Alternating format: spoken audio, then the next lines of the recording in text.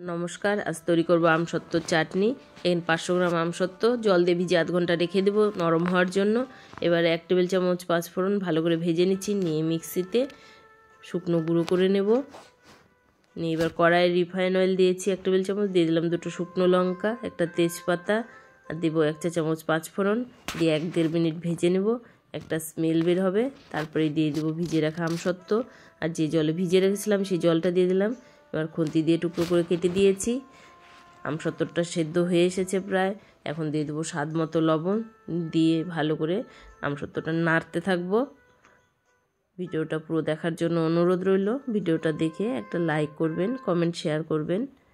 আর আমার চ্যানেলে যদি নতুন বন্ধু হয়ে থাকেন প্লিজ চ্যানেলটাকে সাবস্ক্রাইব করবেন, পাশে থাকা বেল আইকনটা প্রেস করে রাখবেন।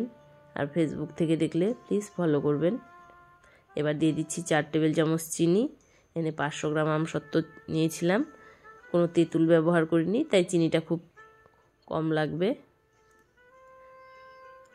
এবার ভেজে রাখা যে পাঁচফোড়নের গুঁড়োটা তার অর্ধেকটা দিয়ে দিলাম, দিয়ে ভালো করে মিশিয়ে নেব।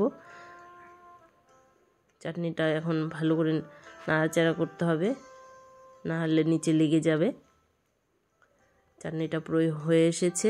এবার চাটনিটা নামিয়ে নেব,